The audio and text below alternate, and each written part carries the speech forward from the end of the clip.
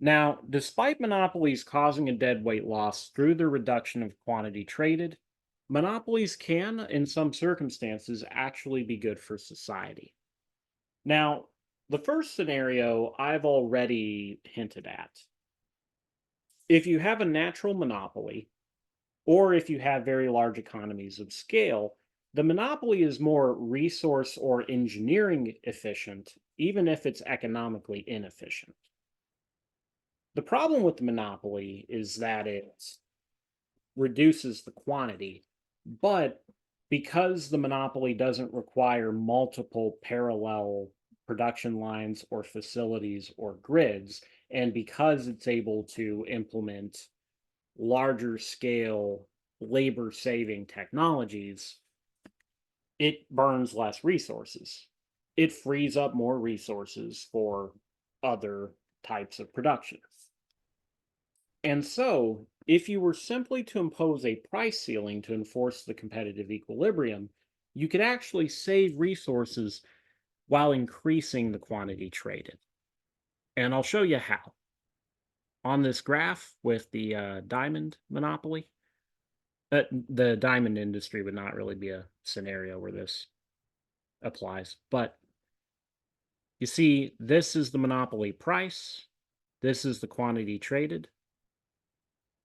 Suppose we impose a ceiling, we force the price back down to what competition would have had it be. Well, at the competitive price, it's still worth it to the monopolist to produce, right? That price is still above their marginal cost, but consumers are willing to buy a lot more. You can fix the quantity back to what it should have been all along.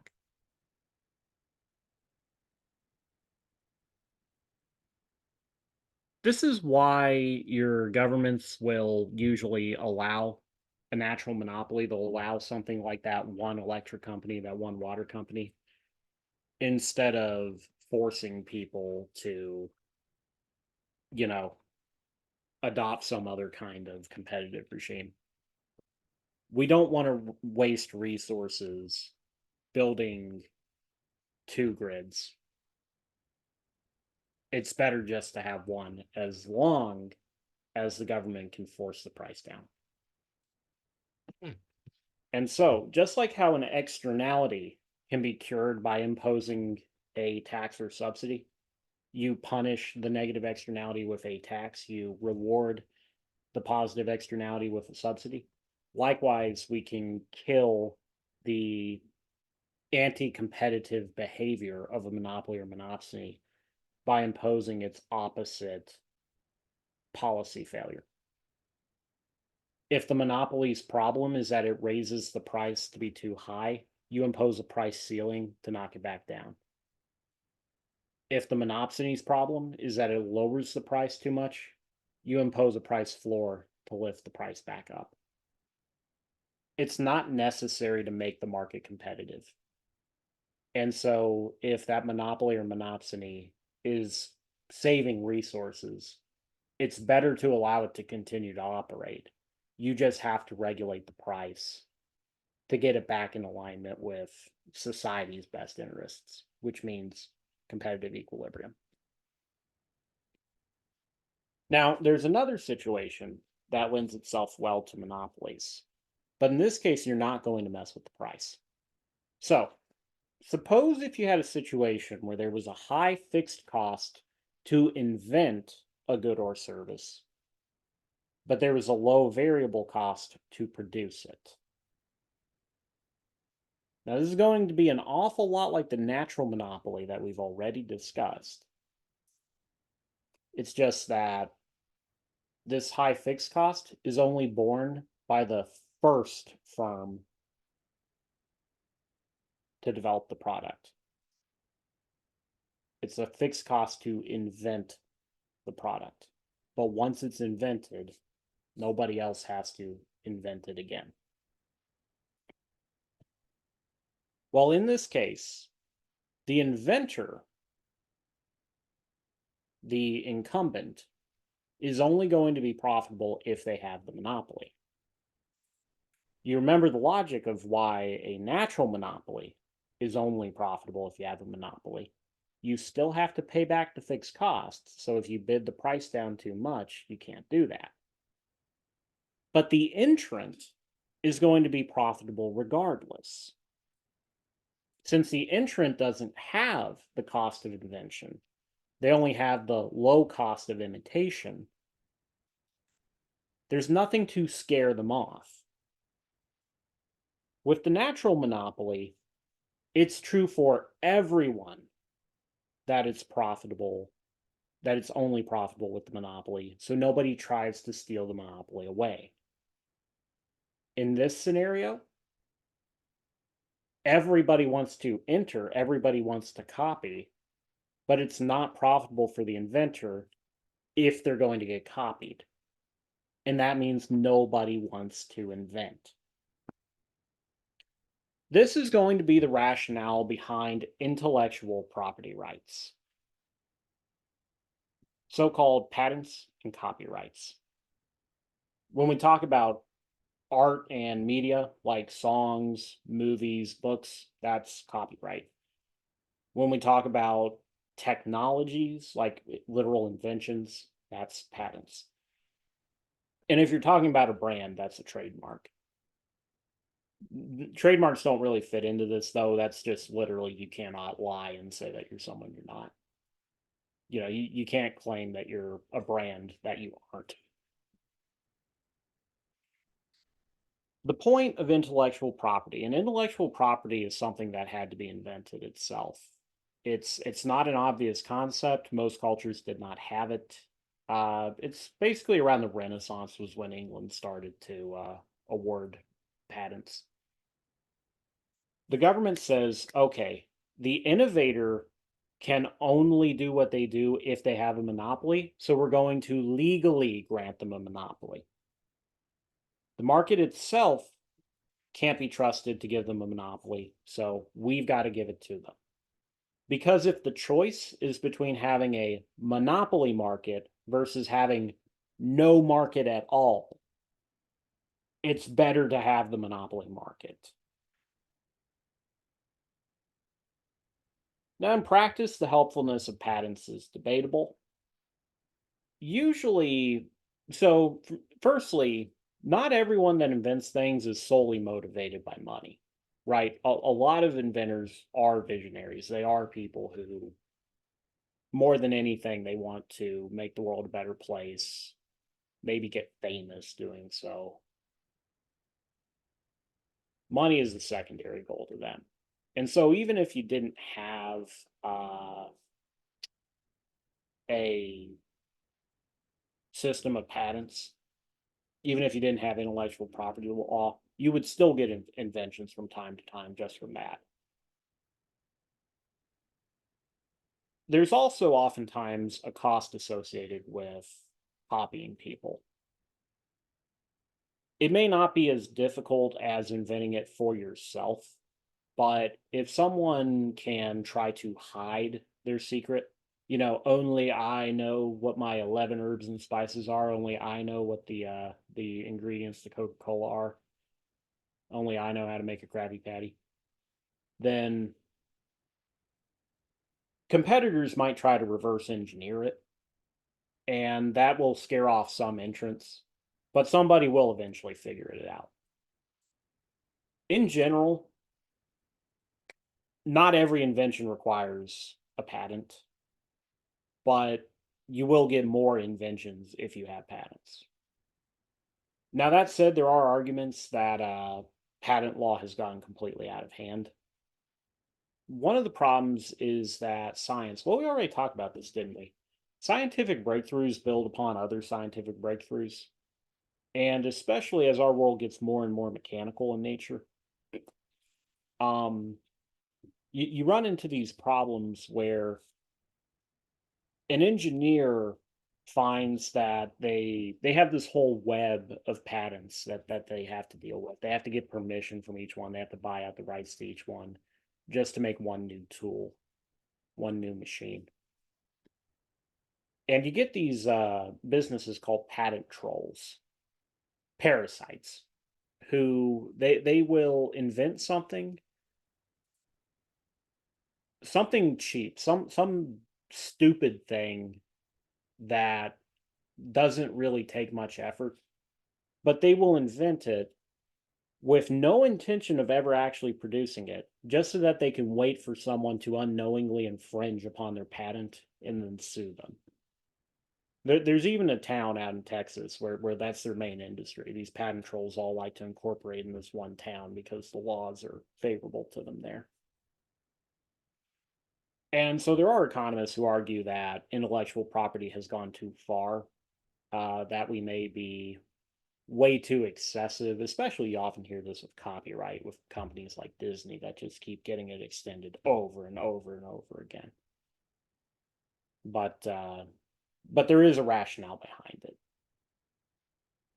And if there's one industry that especially shows the logic of this, it's the pharmaceutical industry. Personally, I think copyright law is the most abused. You know, nobody has ever made good music just to make a dollar. People that want to make real art, they do it because they love to. But with pharmaceuticals, you'll have a pill that is made for pennies, and they'll sell it for hundreds of dollars, and the general public rages over it. But the thing is, most of like almost all of the cost of creating the medicine is in the R&D. Millions, billions of dollars spent on research, sometimes over decades, to create a new medicine. If they don't have the monopoly, they're never going to make that money back, because any entrant could just start up, they could just take that same recipe, that same chemical formula, chemical process, and copy them and sell it for pennies. The modern pharmaceutical industry cannot survive without patents. Usually, what the government does is your patents eventually expire. They'll have this grace period where they're the only one allowed to operate, and then after that, the generic brands can move in. But you would not have medicine as we know it if it wasn't for this. So that's one area of society where monopolies are absolutely a good thing. It wouldn't matter if they wanted to give away medicine for free. It's not all an issue of corporate greed, because somebody has to pay the bill for that research lab. Somebody has to pay those scientists to do what they do. And they've got to charge a higher price in order to do it. And the only way they can charge the higher price is if they have a legal monopoly on the sale of that medicine. And you can see examples of free riding in elsewhere in the world. So there's a number of reasons why American healthcare is so expensive. To a large extent, it's caused by health insurance companies. Basically, the scumbag hospitals know that they can.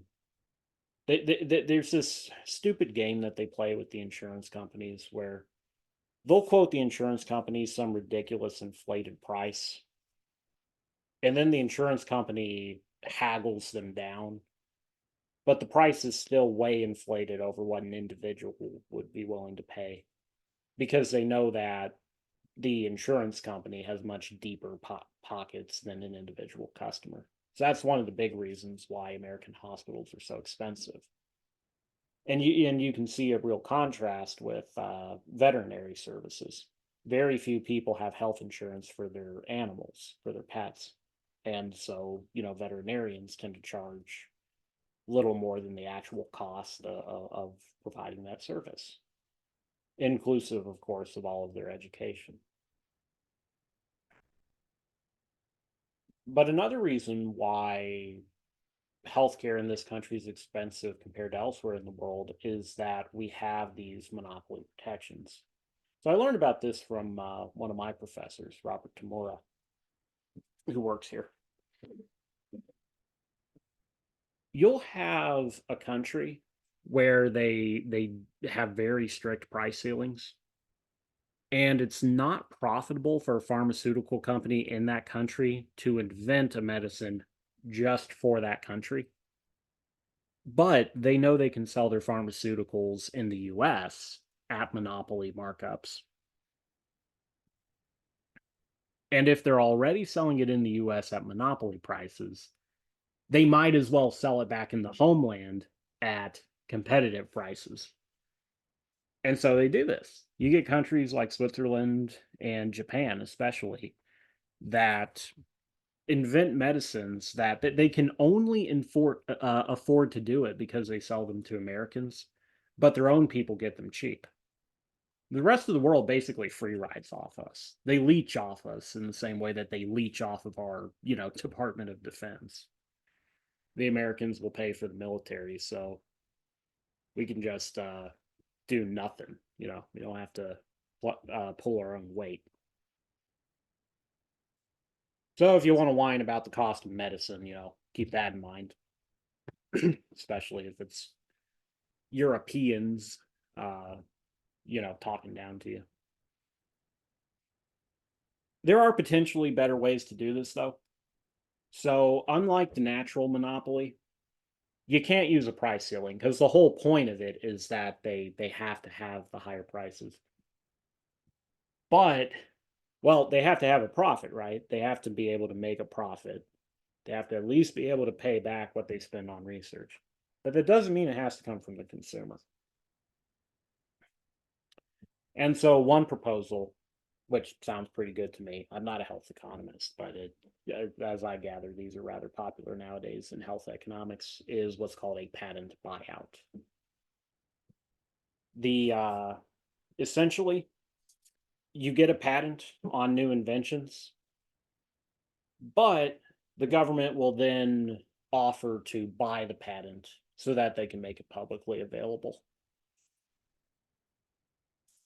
Now, this would of course run into the typical political problems. What they offer may not be an accurate reflection of the true value of the patent, but that's one possibility. You use taxpayer money to reward these private companies. They're competing with each other to make new medicines, new inventions. Uh, and the taxpayer foots the bill instead of individual, consumers footing the bill. Because I think our big concern is, we don't want vulnerable people to have to bear all the costs themselves. That just because you were unlucky that you were born with a certain chronic condition, that you have to get stuck for it. You get into ethical arguments about this, right? Some people are going to say, well, that is ethical. It's medicine for you. You should have to pay the bill. Even if you hold to a more socialistic view of it, a patent buyout can be a way to preserve the free market's role while still making sure that people get a more equitable distribution of the benefits.